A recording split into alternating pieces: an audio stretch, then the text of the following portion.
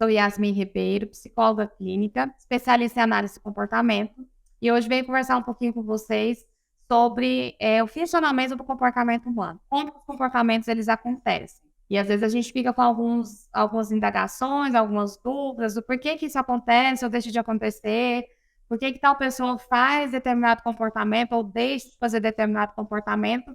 E hoje a gente vai entender o que rege em si cada comportamento que o organismo ele vem a emitir.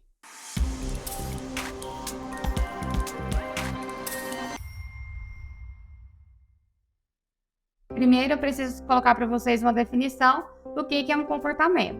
Comportamento a gente entende que é tudo aquilo que um organismo, que uma pessoa faça ou diga. Então, tudo que ela se comporta, tudo que ela faz. Geralmente eu costumo usar uma coisinha que a gente não esquece, que é todo verbo da língua portuguesa, ele é tido como comportamento. Então, se a gente tiver alguma dúvida do que é um comportamento, é só a gente ir lá na listinha de verbos da língua portuguesa que a gente vai saber o que é comportar ou não. Dentro da categoria de comportamento, que é tudo aquilo que uma pessoa faz ou fala, a gente tem dois tópicos, importantes para a gente entender o funcionamento do comportamento. O primeiro deles a gente chama de comportamento público e o segundo como comportamento privado.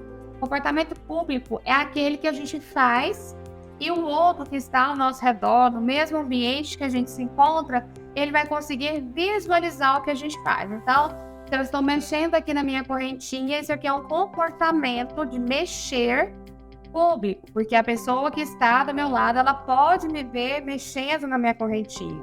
Mas se eu estou pensando, é um comportamento privado, porque pode ter várias pessoas aqui ao meu redor, que elas não vão ter acesso ao que eu estou pensando. Somente se eu externar, verbalizar para o outro. Eu estou pensando em tal coisa. Então, a gente classifica ali como comportamento público e comportamento privado. Então, lembrando, o que é comportamento público? É aquele que a gente emite e o outro tem a capacidade de observar.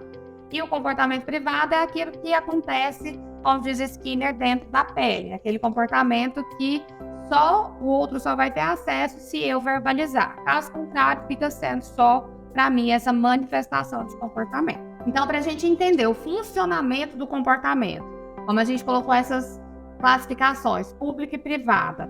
Então, para a gente entender o porquê que um comportamento ele acontece ou deixa de acontecer, a gente vai tratar aqui o que a literatura chama de princípios básicos da análise do comportamento, princípios básicos que regem o comportamento.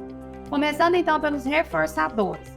O reforçador nada mais é que alguma coisa que é acrescentado logo após a emissão de um comportamento. Então eu emito um comportamento e imediatamente a esse comportamento é-me acrescentado algum reforçador. Reforçador é aquele que tem o potencial de aumentar a frequência desse comportamento vir a acontecer novamente.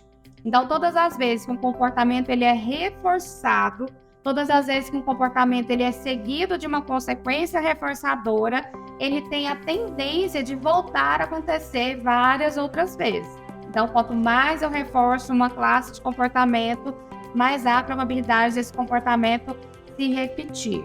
Então, dentro dessa classificação de reforçadores, a gente tem os reforçadores positivos e os reforçadores negativos.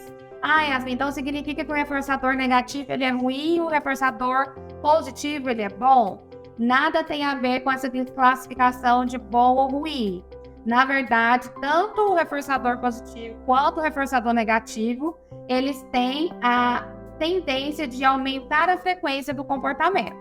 Então, se existe um comportamento de uma pessoa que eu convivo, da minha criança, quem quer que seja, que eu gostei e quero que ele se repita novamente, eu preciso aplicar um reforçador imediatamente ao comportamento que essa pessoa emitiu e que me satisfez.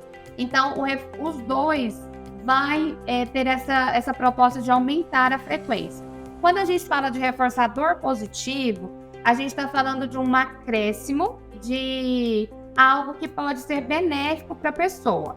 Então, vamos colocar aqui, eu termine o vídeo aqui com vocês e eu recebo lá vários elogios. Yasmin, parabéns, nossa, agora eu entendi o que é reforçador.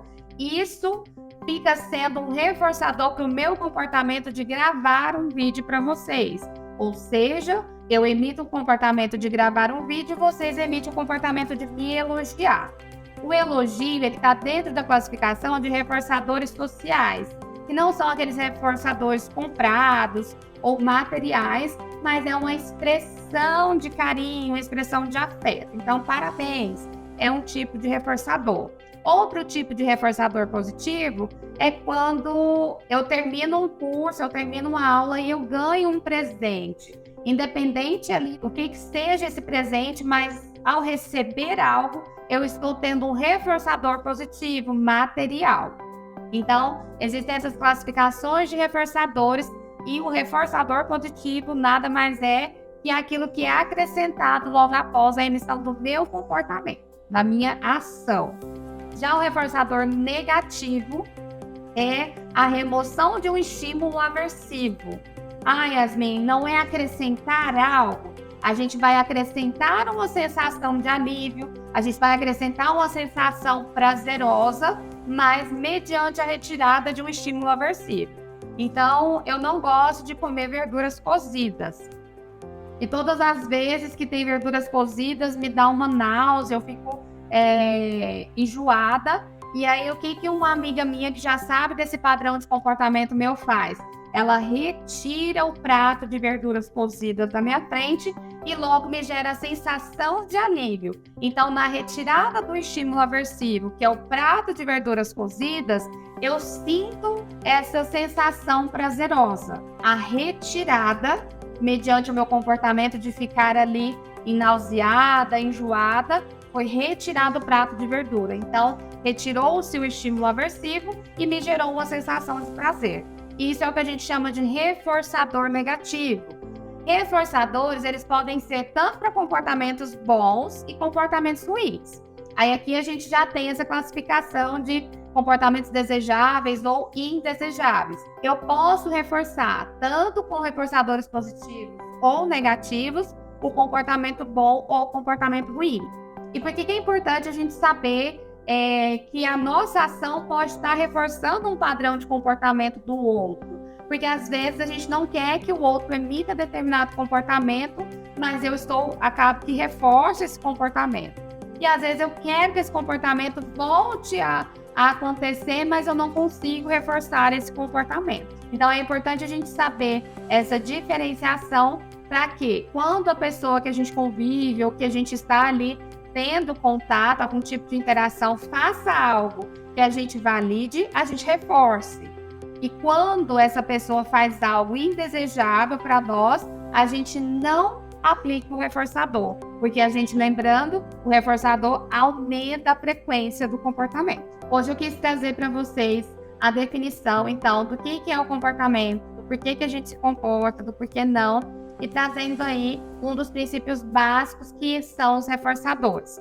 No próximo vídeo, a gente vai estar falando dos outros princípios básicos, que aí a gente vai falar sobre punição, sobre modelagem, modelação, extinção, mas isso vai ficar para os próximos vídeos e eu espero vocês lá.